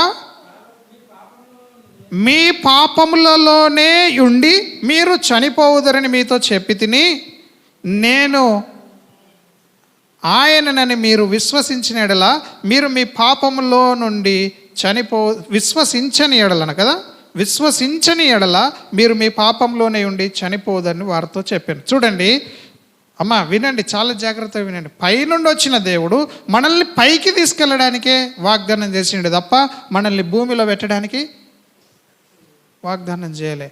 కానీ ఇక్కడ కొందరితో అంటున్నాడు, మీరు బ్రతుకు మార్చుకోరు. కొందరు ఏం చేస్తారు? బ్రతుకు మార్చుకొని వాళ్ళందరినీ ఏం చేస్తా అంటుండు? డైరెక్ట్ చెప్తుండు, మీరు మీ పాపంలోనే ఉంటారు, నన్ను విశ్వాసం ఉంచరు, నా యందు నమ్మకం ఉంచరు, కాబట్టి మీరందరూ చనిపోతారు. హల్లెలూయా. మీరందరూ తీర్పుకు లోనైతారు. కానీ నా యందు విశ్వాసం ఉంచిన వాడు మాత్రము జీవ పునరుత్థానానికి లేస్తాడు. విశ్వాసం ఉంచని వాడు తీర్పుకు లేస్తాడు. హల్లెలూయా. లోకమునకున్న తీర్పు అలాగే దేవుని బిడ్డలకు కూడా ఉన్నది. ఇక్కడ మనం చూస్తే పైవారు కింది వారని చూస్తున్నాం. ఆమెన్. ఇప్పుడు అబ్రహాము విషయంలో మనం నేర్చుకున్నాం. నీ సంతానము ఆకాశ నక్షత్రం లాగా ఉంటుంది అన్నాడు, నీ సంతానము మరి ఇసుక రేణువు లాగా ఉంటుంది అన్నాడు. ఆ వాగ్దానం నెరవేరాలి కాబట్టి అబ్రహాము మరి సంతానము ఒకడు ఇసుక రేణువులాగా అయిపోయాడు, ఒకడు ఆకాశంలో ఉన్న జ్యోతుల్లాగా అయిపోయాడు. ఆమెన్. మనమెవరము? మనం ఆకాశంలో ఉన్న జ్యోతులమా లేక మామూలా? మనము నక్షత్రముల వంటి వారమా, ఇసుక రేణువుల వంటి వారమా? నిజంగా చెప్పండి. నక్షత్రములు భూమి మీద ఉంటాయా, ఆకాశంలో ఉంటాయా? ముందు ఆకాశమా, ముందు భూమియా? చెప్పండి, భూమియా ఆకాశమా? ఆది యందు దేవుడు దేని పుట్టించిండు? ఇది కూడా తెలియాలి మనకి. ఆది యందు దేవుడు భూమి ఆకాశంలను పుట్టించిండని తెలుగు బైబిల్లో చదివి భూమి ఆకాశం అనుకుంటే మీరు సున్నా అయిపోతారు. అది మనం వాడుక భాష కాబట్టి ఆ వాడుక భాషలో మనం మాట్లాడుకునే తీరుగా భూమి ఆకాశం అని అన్నారు. ఆమెన్. కానీ ఎక్కడైనా కానీ ఆకాశము భూమి అంటారు, కానీ మన ఇండియాలో మాత్రము భూమి ఆకాశం అంటారు. ఆమెన్. హల్లెలూయా. మీరు ఇంగ్లీష్ బైబుల్ తీసి చదివినా, మీరు ఆ ఇంగ్లీష్ బైబుల్ని తర్జుమా ఎక్కడి నుంచి చేయబడ్డదో ఆ బైబుల్ని చదివినా, మరి ఆదిమ గ్రీకు భాష బైబుల్, హెబ్రీ భాష బైబుల్ చదివినా, అందులో ఏమని ఉంటుందంటే దేవుడు ఈ మేడ్ హెవెన్ అండ్ ఎర్త్. ముందు ఏమొచ్చింది? హెవెన్, ముందు ఆకాశం. మనము అనేక సంగతులు తెలుసుకుంటాం. తెలుగు మన వాడుక భాష కాబట్టి మనకు అర్థం కావడానికి ఈ విధంగా ఉంది. ఆమెన్. అందుకే ఒక ట్రాన్స్లేషన్ చదవద్దు, ఒక కనీసం అంటే ఒక 3, 4, 5 ట్రాన్స్లేషన్లన్నా చదవాలి. హల్లెలూయా. చదివినప్పుడు మనకి ఇంకా తెలుస్తూ ఉంటుంది. సో ముందు పరలోక సంబంధమైనది దేవుడు కలుగజేశాడు. ఆమెన్. ముందు పరలోకంలో జరిగేది, తర్వాత భూమి మీద జరుగుతుంది. ఇప్పుడు సంఘములో ఆశీర్వాదం ఉంటే ఈ లోకంలో ఆశీర్వాదము వస్తుంది. ఆమెన్. హలో. ఈ సంఘము భక్తుడు చెప్తున్నాడు, మీరు ఈ శరీరంలో ఉన్నను మీరు ఈ భూ సంబంధులు కారు, మీరు పైవారే అంటున్నది. ఆమెన్. ఇప్పుడు సంఘము, దయచేసి వినండి, ఇప్పుడు ఈ సంఘము ఈ లోక సంబంధమైనది కానప్పుడు ఇది దేవుని సంబంధమైనది. ఆమెన్. ఇది పరలోక సంబంధమైనది. పక్కలకు చెప్పండి, నీవు లోక సంబంధివా పరలోక సంబంధివా అని చెప్పండి, అడగండి. కొందరు సంఘంలో ఉండి కూడా లోకంలో ఉంటారు కాబట్టి వాళ్ళతో మనకు సంబంధం లేదు. వాళ్ళు విడువబడతారు, కొందరు ఎత్తబడతారు. ఆమెన్. ఒకడు విడువబడతాడు, ఒకడు ఎత్తబడతాడు. నీ పక్కకున్నాడు విడువబడతాడో ఎత్తబడతాడో నీకు తెలియదు. కాబట్టి సంఘము నిజంగా దేవుని సంఘం అయితే ఇది పరలోకం యొక్క ఎంబసీ అన్నట్టు. ఆమెన్. ఇక్కడ ఉన్న వాళ్ళంతా ఎవరి సంబంధులు? దేవుని సంబంధులు. వీళ్ళంతా పరలోక సంబంధులు. మనమంతా ఎవరము? పరలోక సంబంధులం. ఇప్పుడు మొదట ఎక్కడ జరగాల? ఏదైనా జరిగితే పరలోకంలో జరగాల, భూమి మీద జరగాల? ఇది కూడా తెలియదా? ముందు ఆత్మలో జరుగుతుందా, తర్వాత శరీరంలో జరుగుతుందా? ఎక్కడ జరగాల? ముందు పరలోకంలో జరిగితే పరలోకమందు నీ చిత్తము నెరవేరినట్లు, అంతేనా? దానికి పరలోక ప్రార్థన అని పెట్టినాం. అది పరలోక ప్రార్థన కాదు, అది భూలోక ప్రార్థన. ఎక్కడుండి ప్రార్థన చేస్తున్నాం? పరలోకంలో ఉన్న తండ్రికి ప్రార్థన చేస్తున్నాం తప్ప అది భూ సంబంధమైన ప్రార్థన. ఏమని అడుగుతున్నాం? పరలోకంలో నీ చిత్తం నెరవేరినట్లు భూమి అందును కూడా నీ చిత్తము నెరవేరును గాక. శిష్యులపై ప్రార్థన అడిగితే దేవుడు ప్రార్థన నేర్పిండు. అంతేనా కదా? అది మనకు సంబంధించిన భూ సంబంధమైన ప్రార్థన. అది హల్లెలూయా. ఆ ప్రార్థనలో మనం నేర్చుకుంటున్నాం. ముందు ఎక్కడ జరుగుతుంది? పరలోకంలో జరుగుతున్నది. అందుకే దేవుడు ముందు ఆకాశాన్ని పుట్టించాడు. అందుకే దేవుడు మనల్ని ఎన్నుకున్నాడు. భూమి పునాది లేనప్పుడే, భూమికి పునాది లేనప్పుడే. నువ్వు ఇప్పుడప్పుడు దేవుడు నిన్ను ఎన్నుకోలేదు. జగత్తుకు పునాది వేయబడక ముందే దేవుడు నిన్ను నన్ను ఎరిగి ఉన్నాడు. హల్లెలూయా, హల్లెలూయా. ఇప్పుడు దేవుడు ఏమంటున్నాడు? మనము పైవారిగా ఉండాలా. ఆమేన్. అబ్రహాము సంతతి, నిజమైన అబ్రహాము సంతతి, దేవుడు కోరుకున్న సంతతి, వారు ఆకాశంలో ఉన్న నక్షత్రములను పోలి ఉంటారు. ఆమేన్, హల్లెలూయా. అంతేగాని ఇంటి మీద స్టార్ పెట్టుకోగానే నీవు నక్షత్రంలో ఉన్న జాతివి కాదు నీవు. అంతేనా కాదా? స్టార్ పెట్టుకోవడం తప్పు కాదు, కానీ నిజంగా స్టార్కు తగినట్టుగా నీవు పైవాడిగా ఉన్నావా లేదా చూసుకోవాలా. అప్పుడే నీ స్టార్ పెట్టుకుంటే నేను పరలోక సంబంధిని, నేను ఆకాశంలో వెలుగుతున్న జ్యోతి లాంటిని, నా కుటుంబం అందరూ నక్షత్రాలు అని చెప్పుకున్నట్టు అర్థం. కానీ నీవు భూ సంబంధివై ఉండి నీవు అన్ని చెడ్డ పనులు చేసుకుంటూ ఇంటి మీద స్టార్ పెట్టుకుంటే దానికి ఏమైనా లాభం ఉంటుందా? ఏం లాభం ఉండదు. అందుకే మరి స్టార్ పెట్టుకుంటారు. ఏదో యేసు ప్రభు పుట్టిండని చెప్పేసి అని కాదు, కానీ దాంట్లో మనం నేర్చుకునే అర్థాలు చాలా ఉన్నాయి. దేవుడు ఏమై ఉన్నాడు? పైవాడుగా ఉంటున్నాడు. హల్లెలూయా. అందుకే ఇప్పుడు అబ్రాహాంని దాటి ముందుకు వస్తే, మోషే దగ్గరకు వస్తే, మోషేకి నాకు తెలిసి నిర్గమకాండంలో ఎక్కువ సార్లు ఆ విధంగా మోషే నువ్వు పైకి ఎక్కిరా అంటాడు, కొండ మీదకి ఎక్కిరా అంటాడు. హల్లెలూయా. సినాయి పర్వతం మీదకి ఏం చేసిండు దేవుడు? ఎక్కిరా అన్నాడు. ఇప్పుడు దేవుడు సంఘాన్ని కూడా ఏమంటున్నాడు? ఎక్కిరమ్మంటున్నాడు. హల్లెలూయా. పైకి ఎగురమంటున్నాడు. ఆమేన్. మీరు భూ సంబంధులు కారు అని మరొకసారి గుర్తు చేస్తూ ఉన్నాడు. సంగమా, మనము ఈ భూమి మీద వేర్లు పారి ఉన్నట్లయితే మనం ఖర్జూర వృక్షం వలె ఫలించలేము. ఆమేన్. నీతిమంతులు ఏ వృక్షం వలె ఫలిస్తారట? ఖర్జూర వృక్షం వలె ఫలిస్తారు. మనం ఈ లోకంలో ఉన్నాను, ఈ లోకము సంబంధికులము కాము. మనము అన్నిట్లో వేర్లు పారే అవసరము లేదు. ఈ లోకాన్ని ఎక్కువగా ఆశించే అవసరము లేదు. రిబికమ్మ, ఈ భూమి మీద ఉన్నా కానీ ఇండ్లు, భూములు, జాగలు, ఆస్తులు ఇవన్నీ కూడా కోరికల్లో మనం మునిగిపోవాల్సిన అవసరత లేదు. మనం నీతిమంతులము. మరి 93వ కీర్తనలో విన్నట్టుగా ఏమని చెప్తున్నది? 92వ కీర్తనలో నీతిమంతులు ఖర్జూర వృక్షం వలె మొవ్వ వేయుతారు. ఆమేన్. ఖర్జూర వృక్షం ఎంత స్థలం తీసుకుంటుంది భూమి మీద? ఓ తాటి చెట్టో, ఈత చెట్టో, ఖర్జూర చెట్టు ఎంత స్థలం తీసుకుంటుంది భూమి మీద? తక్కువ స్థలం తీసుకుంటుంది. ఆమేన్. మనం పైనున్న వాళ్ళం మాత్రం భూ సంబంధులకు కాము. ఆమేన్. మనం ఏమైనాము? పైవారం ఉన్నాము. హల్లెలూయా. ఖర్జూర వృక్షంతో పోల్చినాడు. ఆ ఖర్జూర వృక్షం ఒకవేళ పడిపోయినా అది మరలా దాని తల పైకే చూస్తుందంట. అడ్డం పడిపోయింది కదా అని అడ్డంలో పెరగదంట అది. ఆమేన్. పెరగదంట. ఏంది? నిజమది. మీరు ఎక్కడ ఏ కొబ్బరి చెట్టును చూసినా, ఏ తాటి చెట్టును చూసినా, ఏ ఈత చెట్టును చూసినా ఒకవేళ అది పడిపోతే దాని యొక్క తల మరలా ఏ వైపు చూస్తుంది? పైకే చూస్తుంది. అది వంకరైనా మరలా పైకే చూస్తుంది. ఆమేన్. కాబట్టి మనము ఎంత స్థితిలో ఉన్నా మనము ఈ లోక సంబంధులము కాము, పైవారం అని గుర్తు చేయడానికే పై నుండి యేసు ప్రభు భూమి మీదకి వచ్చినాడు. ఆమేన్. మనం ఏమైపోయినామంటే ఈ లోకంలో అన్నీ చూసి వీటికే అట్రాక్ట్ అయిపోయినాం. నోవానే కదా ఓడలో నుండి కాకిని పంపితే కాకి ఏం చేసింది? అది తిరిగి రాలేదు. మేబీ అది ఈ లోకంలో ఉన్న వాటి మీదనే ఆశ పెట్టుకున్నట్టే ఆగిపోయి ఉంటుంది. పావురాన్ని పంపినప్పుడు అది ఏం చేసింది? ఒక చెట్టు కొమ్మని తీసుకొని తిరిగి యజమాని దగ్గరకు వచ్చింది. ఆమేన్. దేవుడు మనల్ని నరులారా తిరిగి రండి అని భూమి మీదకి పంపిస్తే మనం ఇదే శాశ్వతం అన్నట్టు ఇక్కడనే అన్నిటిని సంపాదించుకొని ఏం చేస్తున్నాం? ఉంటున్నాం. దేవుడేమో పిలుస్తూ ఉన్నాడు, పో కొద్ది రోజులు నా చిత్తాన్ని భూమి మీద జరిగించి రా అంటున్నాడు. కానీ మనము దేవుని చిత్తానికి పూర్తిగా కటైపోయి మన చిత్తాన్నే మనము చేసుకుంటున్నాం కదా. ఎంతమందికి అర్థమవుతుంది నేను చెప్పేది? మోషేని ఏం చేశాడు దేవుడు? పైకి పిలుచుకున్నాడు. ఎందుకు? కింద ఉంటే నడవదా? 10 మంది అటు ఉండండి, మోషే ఒక్కడి నువ్వు పక్కకి రా అంటే నడవదా? నడుస్తుంది. కానీ దేవుడు ఏం గుర్తు చేస్తున్నాడు అక్కడంటే, మీరు కింది వారు కాదు, మీరు పైవారుగా ఉండడానికే పిలిచినానని దేవుడు మోషేను పిలుచుకొని ఆయన మహిమను మోషేకు ఇస్తే, ఆ మోషే చాలా వెలుగుతున్నాడు.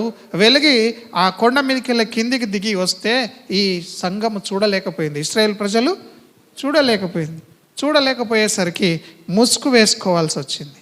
ఆయన ఏం వేసుకున్నాడు? ముసుగు వేసుకున్నాడు. ఎవరు వేసుకున్నారు? సేవకుడు ముసుగేసుకున్నాడు. హల్లెలూయా. ఎవరు ముసుగేసుకోవాలా? తప్పు చేసినోడు ముసుగేసుకోవాలా కదా. ఎవడు కప్పుకుంటాడు? తప్పు చేసినోడు కప్పుకుంటాడు. కానీ మహిమలో వెలుగుతున్న మోషే ముసుగు వేసుకోవాల్సి వచ్చింది. మరి వీళ్ళ కళ్ళకు కప్పుకుంటే అయిపోవు కదా, అదే మంచిది. కానీ కీడు చేత, వాక్యంలో ఉంది కదా, మేలు చేత కీడును జయించాలని. చెడ్డడితో స్నేహం చేస్తే చెడ్డడు అయిపోతావు. మోషే కొండెక్కి దేవునితో సహవాసం చేస్తే మహిమ ఆయన మీద ఉదయించింది. కిందికి వచ్చి మనుషులతో సహవాసం చేస్తే ముఖంలో ఉన్న వెలుగు కాస్త సున్నా అయిపోయింది. ఆమెన్. హల్లెలూయా, హల్లెలూయా. మోషేను దేవుడు పైకి రమ్మన్నాడు, 40 రోజులు అక్కడనే ఉండిపోయాడు. అప్పుడు ఆయన ముఖం ఎట్లా వెలిగింది? ముఖం ఎట్లా వెలిగిందబ్బా? మహిమతో వెలిగింది. ఆయన ముఖాన్ని ఎవరు చూడలేకపోయారు. ఆమెన్. ఈ దినము నీవు కూడా మరి ఈ నూతన సంవత్సరాన్ని ఎదుర్కోవడానికి ఇంకా కొద్ది దినములు మనకు మిగిలి ఉన్నాయి.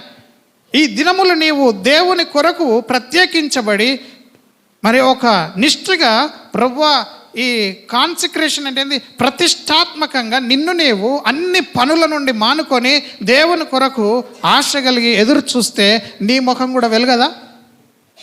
నీ ముఖంలో వెలుగు కనిపించదా? ఆ వెలుగును గుర్తించేది సాతాను శక్తులే, దయ్యములే. ఆమెన్. అది నీ పక్కకున్నోడికి కనబడది నువ్వెంత వెలుగుతున్నావో. నీ క్రియలు తెలుపుతాయి, నీ వెలుగు తెలుపుతుంది. ఆమెన్. చెప్పండి అందరూ కూడా. మోషే పైకి ఎక్కడం వలన దేవునితో సహవాసము చేయగలిగాడు. హల్లెలూయా. మనం కూడా పైకి ఎగరాల. చెప్పండి అందరూ కూడా చెప్పండి. మనం కూడా పైకి, ఇందాక చెప్పాను, పైకి ఎగరవడం అంటే రెక్కలు కట్టుకొని ఎగిరి గాల్లో ఎగరడం కాదు. ఆత్మలో నిన్ను నీవు ఏం కావాలా? ఎదగాల. ఆమెన్. ఆత్మలో నీవు ఎదగాల. ఎంతమంది ఎదుగుతున్నారు? సంవత్సరం అంతా గతించింది, ఎవరి ముఖాల్లో కూడా వాక్యం కనిపించకపోతే ఎక్కడ ఈరోజు వచ్చినట్టుగానే ఉంటున్నాయి మా వాక్యం. ఓ వాక్యం అంటే వాక్యం ఇదా అన్నట్టుగా ఉంటున్నది మీకు. సిగ్గుచేటు కదా. దేవునితో సహవాసం చేసే వాళ్ళ ముఖం ఏమవుతుంది? వెలుగుతూ ఉంటుంది. మోషే జీవితంలో నుంచి నేర్చుకుంటున్నాం. చాలాసార్లు మోషేని ఎక్కి రమ్మన్నాడు,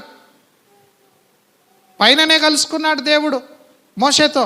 మోషేని కలుసుకొని మరి కిందికి పంపించినప్పుడు మోషే ముఖాన్ని వాళ్ళు చూడలేకపోయినారు. ఆమెన్.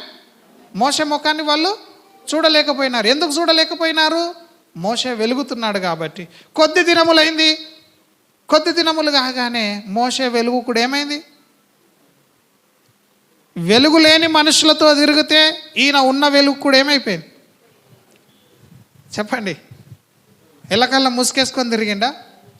పవర్ పోయింది దాంది. కొద్ది దినములే ఉంది మోషే ముఖంలో. అందుకే నీవు ఎవరితో తిరుగుతావో నువ్వు అట్లా తయారవుతావా? ఆమెన్. చెప్పండి, పక్కలకు చెప్పండి. నువ్వు ప్రార్థించే వాళ్ళతో స్నేహం చేయని చెప్పండి. నువ్వు దేవుని కొరకు ఎదురు చూసే వాళ్ళతో స్నేహం చేయని చెప్పండి. ఎప్పుడు చూసినా దేవుని గురించి మాట్లాడే వాళ్ళతో ముచ్చట పెట్టండి అని చెప్పండి. కమాన్. మీ సమయం వేస్ట్ చేసుకోకండి. దినాలు గడుస్తున్నాయి, వయసు పెరుగుతూ ఉంది. ఎవరము కూడా ఇక్కడ ఎప్పటికీ జీవించలేం. మరణం చూడకుండా ఏ నరుడు ఉండడు. కాబట్టి ఈ దినం మనము పైవారిగా ఉండడానికి పిలువబడ్డామని గుర్తు చేస్తూ ఉన్నాడు. మనం ఈ లోక సంబంధులము కాము. మన రాజ్యము పరలోక రాజ్యము. ఆమెన్. మన రాజ్యం ఏది? పరలోక రాజ్యం. యేసుప్రభుని అడిగిండే, నువ్వు రాజు అయ్యా అంటే అవును నేను రాజునే అన్నాడు. యేసుప్రభు నిజంగా రాజు. ఆయన రాజ్యానికి రాజు. ఆయన పరలోక రాజ్యానికి రాజు ఎవరంటే యేసుక్రీస్తే. కానీ అది పిలాతుకు అర్థం కాలేదు. ఆమెన్. శరీర సంబంధమైన రాజ్యం గురించి అనుకున్నాడు. ఆత్మ సంబంధమైన కార్యములు మొదటగా జరిగితే శరీర సంబంధమైన కార్యములు మనం కన్నులతో చూస్తాము. హల్లెలూయా. ఎంతమందికి అర్థమవుతుంది ఈ మధ్యాహ్న కాల సమయం? ఇప్పుడు మనల్ని కూడా దేవుడు మరి ఎక్కి రమ్మని పిలుస్తూ ఉన్నాడు. ఆమెన్. ఏమంటున్నాడు? 60 కీర్తన చూస్తారా? మొదటి వచనంలో ఏమంటున్నాడు? కమాన్ చదవండి. మనము పరలోక సంబంధులం, మనం భూ సంబంధమైన వాళ్ళం కాదు. ఉదయం అందులో నుంచి దేవుడు చివరి మాటలో నుంచి మాట్లాడాడు నాకు. ఆయన తగిన కాలమున ఆయన కార్యము చేస్తాడు. హల్లెలూయా. 60 కీర్తన మొదటి యెషయా గ్రంథం 60లో మొదటి వచనం చదువుతారా? తీసారా? ఏమంటున్నాడు దేవుని వాక్యంలో? దేవుడు కమాన్,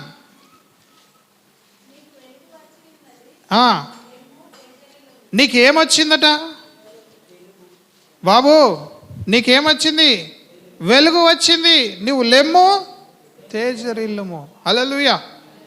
లెమ్ము తేజరిల్లుము అని వాక్యంలో దేవుడు జ్ఞాపకం చేస్తున్నాడు. లేవాల, నీవు పైకి లేవాల, రెక్కలు చాపి పైకి ఎగరాల. చాపితే చాలు, ఆయన కొరకు ఎదురు చూస్తే చాలు. సంఘం ఎంతమంది నిజంగా దేవుని వాక్యం మీద ఆధారపడుతున్నారు?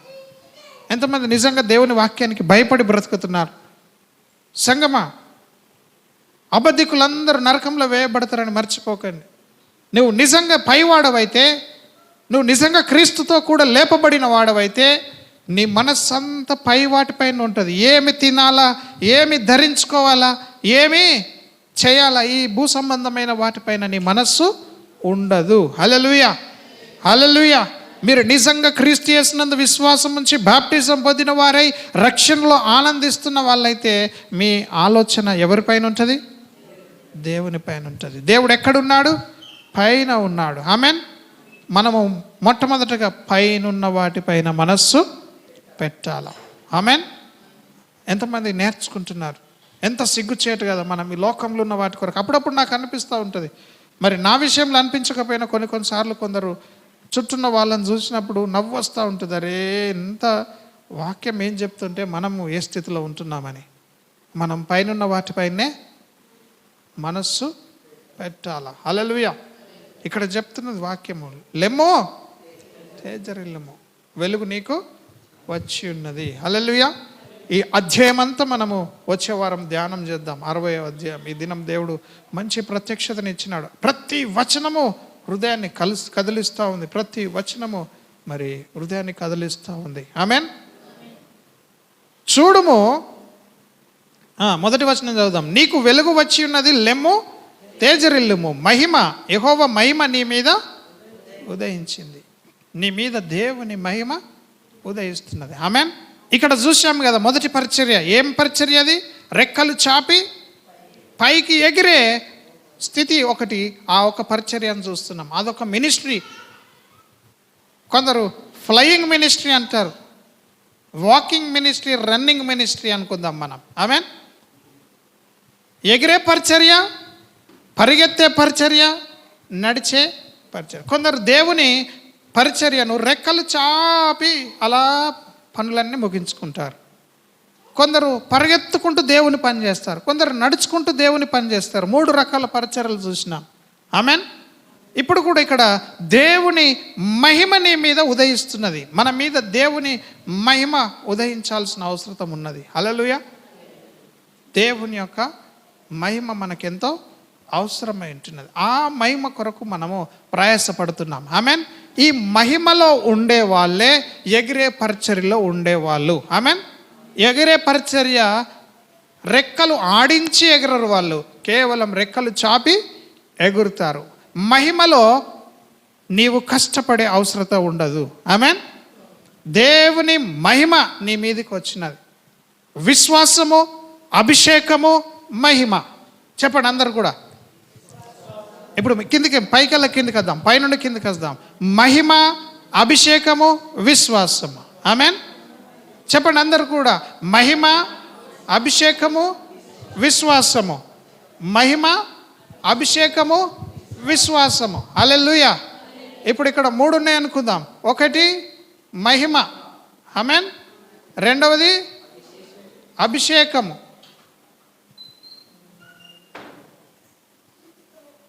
మూడవది విశ్వాసము. ఆమెన్. ఈ మహిమ దేన్ని సూచిస్తుందంటే ఎగిరే పరిచర్య. ఆమెన్. హల్లెలూయా. ఈ అభిషేకము దేన్ని సూచిస్తుందంటే పరుగెత్తే పరిచర్య. ఆమెన్. హల్లెలూయా. అర్థమవుతుందా? విశ్వాసం దేన్ని చూస్తుంది? నడిచే పరిచర్య. హల్లెలూయా. మీకు ఇదన్నా అర్థం కావడానికి చెప్తున్నాను. మనం పైనున్న వాళ్ళం కాబట్టి మనం ఏం చేయాలా? మహిమ చేతనే నింపబడాలా. ఆమెన్. మహిమ చేతనే నింపబడాలా. హల్లెలూయా. హల్లెలూయా. హల్లెలూయా. విశ్వాసంలో పూర్తిగా నీవే ఆధారపడాల. నీ విశ్వాసము నిన్ను స్వస్థపరుస్తూ ఉన్నది. ఈ నడిచే పరిచర్య ఇది ఖచ్చితంగా కంప్లీట్గా నీవే. నేను దేవుని పరిచర్య చాలా కష్టపడి చేస్తున్నా అనేటోళ్ళంతా నడిచే వాళ్ళే. నేను చాలా కష్టపడి ప్రయాసపడి దేవుని పరిచర్య చేస్తున్నా అనే వాళ్ళంతా. హల్లెలూయా. అభిషేకంలో చేస్తున్న వాళ్ళు కూడా కొంత దేవుడు, కొంత వాళ్ళ విశ్వాసం. ఆమెన్. ఈ అభిషేకం పని చేయాలంటే అభిషేకము చేతులుంచి ప్రార్థన చేయాలి. సేవకుడు కష్టపడింది అభిషేకం కూడా పనిచేయదు. ఇది పరిగెత్తే పరిచర్య. అభిషేకం దేన్ని సూచిస్తుంది? ఇదేమో నీ సొంతది. ఇక్కడ దేవుని సహాయం కూడా వస్తున్నది. ఆమెన్. విశ్వాసం పూర్తిగా నీకు సంబంధించింది. నువ్వు విశ్వాసం చేత కార్యములు చేస్తావు. కానీ ఇక్కడ విశ్వాసము ప్లస్ దేవుని యొక్క అభిషేకము. హల్లెలూయా. అభిషేకం అంటే యేసుక్రీస్తే. హల్లెలూయా. నీవు యేసుక్రీస్తు. చెప్పండి, నేను యేసుక్రీస్తు. గట్టిగా చెప్పండి. హల్లెలూయా. ఈ విశ్వాసం ద్వారా అనగా నీవే పూర్తిగా విశ్వాసంలో నీ విశ్వాసమే నిన్ను స్వస్థపరుస్తుంది. కానీ అభిషేకంలో నీవు యేసుక్రీస్తు. ఆమెన్. నువ్వు అభిషేకంలో వాడబడుతున్నావు అని అంటే నీవు నడుస్తుంటే నీవు ఎవరి మీద చేతులు పెట్టాల్సి వస్తుంది, కొందరిని తాకాల్సి వస్తుంది. నీ అభిషేకం అక్కడ కార్యములు చేయాలి అని అంటే. కానీ ఈ మహిమలో నీవు జీరో. నీవు ఇక్కడ ఏముండవు. మహిమలో ఎవరు పనిచేస్తారంటే మహిమ అంటేనే దేవుడు. Amen. Glory is our God. ఆయన మహిమలో ఉండడం కాదు, ఆయననే మహిమ. ఆమెన్. చెప్పండి అందరూ కూడా, దేవుడు మహిమై ఉన్నాడు. చెప్పండి అందరూ కూడా. దేవుడు మహిమను ధరించుకున్నాడని కాదు, దేవుడే మహిమ. దేవుడే మహిమ. ఆ మహిమను మనకు కిరీటంగా పెట్టిండు అంతే. ఆ మహిమతో మనల్ని కప్పలేడు. కానీ మనకేం చేశాడు? కిరీటంగా, యేసు ప్రభువుకు కిరీటంగా పెట్టాడు. అప్పటి వరకు యేసు ప్రభు మహిమలో ఉన్నాడు. ఆ మహిమలో నుంచి శరీరకంగా బయటికి రాగానే శరీరాకారంలో దేవుడు ఏం చేశాడు? మహిమతో కిరీటము పెట్టాడు. ఆమెన్. ఆ కిరీటాన్ని మనం కాపాడుకోవాలి. ఆ మహిమను మనము కాపాడుకోవాలి. ఎంతమందికి అర్థమవుతుంది? కొంచెం లోతైన అయినప్పటికీ మనము హెబ్రీ పత్రిక చదివితే మరి హెబ్రీ పత్రికలో ఈ 8వ కీర్తనను జ్ఞాపకం చేస్తూ ఉంటాడు. నీవు వాణ్ణి కొంచెం తక్కువనిగా చేసినావు. ఇప్పుడు మరలా వినండి. ఈ మహిమలో పూర్తిగా దేవుడే పనులు చేస్తాడు. మనిషి ఏ కార్యము, మనిషి కష్టమే ఉండదు. అందుకే ఇప్పుడు మనము ఎగురుతున్నప్పుడు మనకి ఏ కష్టము ఉండదు. రెక్కలు చాపి అంటున్నాడు. ఏమైనా కష్టం ఉంటుందా? పరిగెత్తాలంటే అలసిపోతాం, నడవాలన్నా కానీ అలసిపోతాం. కానీ ఎగరడము అలసిపోవడానికి రెక్కలు ఆడించే పరిచర్య కాదు. ఆమెన్. ఇది మహిమలో చేసే పరిచర్య. మహిమ పూర్తిగా దేవుడే చేస్తాడు. ఆమెన్. ఇక్కడ సేవకుడు వస్తాడు, రండి మీ మీద అందరి మీద తల మీద చేతులు పెట్టి ప్రార్థన చేస్తాను, నూనె రాసి ప్రార్థన చేస్తాను అన్నాడు. ఇంకా అందరు దేవుని ఆత్మను పొందుకోండి అనగానే ఎక్కడి వాళ్ళు అక్కడ దేవుని ఆత్మను పొందుకుంటారు. ఆ కార్యం ఎవరు చేస్తున్నారు? సేవకుడా? కాదు, అది మహిమ కార్యం. అటువంటి మహిమ సంఘంలో ఉండడానికి మనం ఏం చేయాలంటే పైనున్నదే వెతకాల. ఇప్పుడు పైనున్నది ఏంటిది? మహిమ. ఆమెన్. మనం ఎగిరే పరిచర్యనే వెతకాల. ఆమెన్. ఎంతమందికి అర్థమైంది ఈ దినం? హల్లెలూయా. మనం ఏమై ఉన్నాం? మనం పైవారం. అందుకే దేవుడు అంటున్నాడు స్పష్టంగా, నేను పైనుండి వచ్చిన వాడిని అని అంటున్నాడు. ఆమెన్. ఎవడన్నా ఉన్నాడు పైనుండి వచ్చినవాడు? పైనున్న రాజ్యం యొక్క సంగతులు మనకు తెలియాలంటే పైనున్నవాడు వచ్చి చెప్తేనే మనకు తెలుస్తాయి. కిందున్న వాళ్ళు ఎవరు చెప్పినా మనకు తెలవు. హల్లెలూయా. అందుకే మనం అర్థం చేసుకోలేని పరిస్థితులు ఉన్నందుకు యేసు ప్రభు తానే భూమి మీదకి వచ్చినాడు. దాన్నే మనము ఆయన కన్యక గర్భవతి జన్మించినాడని నమ్ముతున్నాము. హల్లెలూయా. ఆ వాక్యము స్పష్టంగా నెరవేరింది. మరియమ్మను దేవుడు ఏర్పరచుకున్నాడు. ఆమెన్. మరియమ్మ గర్భంలో క్రీస్తు జన్మించినాడు. క్రీస్తు అంటేనే అభిషేకము. హల్లెలూయా. క్రీస్తు అంటేనే అభిషేకము. మనమందరం అభిషేకం పొందిన వాళ్ళము అని అంటే దాని అర్థమైంది మనందరం క్రీస్తును కలిగి ఉన్న వాళ్ళము, అనగా దేవుని జ్ఞానాన్ని కలిగి ఉన్న వాళ్ళము. హల్లెలూయా. అందుకే భక్తుడు అంటున్నాడు, నీకు వెలుగు వచ్చింది, నీవు లెమ్ము, చూడుము భూమిని చీకటి కమ్ముతున్నది. ప్రియ సహోదరి సహోదరుడా, అక్కడ దేవుడు అంటున్నాడు యోహాను సువార్త 8వ అధ్యాయంలో, నేను ఈ లోకానికి వెలుగై ఉన్నా, మీరు కూడా లోకానికి వెలుగై ఉన్నారు. కాబట్టి మీ వెలుగు అనేకులు ఎదుట ఏం చేయాలా? ప్రకాశించాలా. ఆమెన్. మీ వెలుగు అనేకులు ఎదుట ప్రకాశించాలా. నాలో వెలుగున్నదని ఎంతమంది చెప్పగలుగుతారు? అందరూ కూడా చేతెత్తి చెప్పండి. నీలో వెలుగున్నదా? ధైర్యం ఉన్నదా చెప్పడానికి? నీ సత్క్రియలు మనుషుల ఎదుట కనబడాలా, నీ వెలుగు మనుషులకు కనబడాలా. ఎంతమంది చెప్పగలుగుతారు? చేతులు ఎత్తండి. నేను ఈ లోకంలో నా చుట్టాలకి, నా గ్రామానికి, నా కుటుంబీకులకు నేను ఒక వెలుగుగా ఉన్నాను అని చెప్పగలిగిన వాళ్ళు చేతెత్తండి ఒకసారి. ఆరిపోయిన దీపాల్లాగున్నారు. దయచేసి దేవుని చిత్తం అది కాదు. ఆమెన్. కొలస్సీ పత్రిక తీసుకుందాం. అక్కడ స్పష్టంగా మనము మరి ఎందుకు వెలగట్లేదో ఈ దినం నుండి మనము ఆ కార్యములన్నింటినీ విడిచిపెడదాం. 3వ అధ్యాయంలో ఇంకా అనేక మాటలు ఉన్నాయి, కానీ మనకున్న సందర్భాన్ని బట్టి ఈ దినం మనం ఒకటే నేర్చుకుంటున్నాం. మనము ఈ రాజ్య సంబంధులం కాదు, ఈ లోక సంబంధులము కాదు, మనము దేవుని సంబంధులం. ఆమెన్. మనము బ్రతికేది ఎల్లకాలం ఇక్కడ కాదు. ఎక్కడ బ్రతుకుతాం? ఆయన రాజ్యంలో బ్రతుకుతాం. ఆమెన్. దాని కొరకు సిద్ధపడాలి మనం. చదవండి 3వ అధ్యాయం 1వ వచనం కొలస్సీలకు రాసిన పత్రికలో, మీరు క్రీస్తుతో కూడా లేపబడిన వారైతే, నిజంగా నీవు క్రీస్తుతో కూడా లేపబడిన వాడవైతే నీవు పైనున్న వాటి మీద వెతకాల. వేటిని వెతకాల? పైనున్న వాటినే వెతకాల. హల్లెలూయా. మీరు క్రీస్తుతో కూడా లేపబడిన వారైతే పైనున్న వాటినే వెతకండి. పైన ఏమున్నది చెప్పండి? పైన ఏమున్నది? బంగారం ఉన్నదా? వెండి ఉన్నదా? ధనం ఉన్నదా? దేవుడు అంటున్నాడు, నీ ధనం ఎక్కడ ఉంటుందో నీ హృదయం కూడా అక్కడనే ఉంటుంది. మనం పరలోక ధనం సంపాదించుకుంటే మన హృదయం ఎక్కడ ఉంటుంది? పరలోకంలో ఉంటుంది. దయచేసి చెప్పేది ఒకటి చేసేది ఒకటిగా ఉండకూడదు. సేవకులకు అది మరీ గొప్ప పరీక్ష. సేవకులు అనేక విషయాలు బోధిస్తారు, కానీ నేను అప్పుడప్పుడు భయపడతా ఉంటాను. నా జీవితంలో జరగంది, నాకు తెలియంది, నేను అనుభవించింది, అది నేను నెరవేర్చేది ఏది కూడా బోధించను. నిజంగా దేవుడు ప్రత్యక్షత ఇస్తేనే అది చెప్తాను. ఆమెన్. మనం కొన్ని ఏళ్ళ నుంచి వింటున్నాం మన పరిచర్యను దేవుడు ఎగిరే పరిచర్యగా చేసినాడని. హల్లెలూయా. హల్లెలూయా. మరి దేవుడు ఉన్నటువంటి మరి నిజమైనటువంటి ఆ వెలుగు సంఘంలో ప్రకాశించాలా. ఆ మహిమ సంఘంలో ఏం కావాలా? ప్రకాశించాలా. సంఘం అంతా దేన్ని వెతకల్లట? పైనున్న వాటినే వెతకాల. నీ ఆహారం ఇది కాదు, నేనే పైనుండి దిగి వచ్చిన జీవాహారం అని అన్నాడు దేవుడు. నువ్వు ఎవరిని తిని బతకాలా? జాన్, ఎవరిని తిని బతకాలి మనం? పైనుండి వచ్చినటువంటి యేసుక్రీస్తుని తినాలా. మన ఆహారం ఎవరు? అర్థమవుతుందా మీకు? వాక్యమే మన ఆహారము. హల్లెలూయా. ఏంటిది? వాక్యమే మన ఆహారం. పక్కలకు చెప్పండి, వాక్యం తిని బ్రతకాల మనం ఆత్మీయంగా. వాక్యం మీద మనం మనస్సు ఉంచాలా. వాక్యాన్ని తిని మనం బ్రతకాలని చెప్పండి. నువ్వు నిజంగా పైవాడవైతే నువ్వేం తింటావు?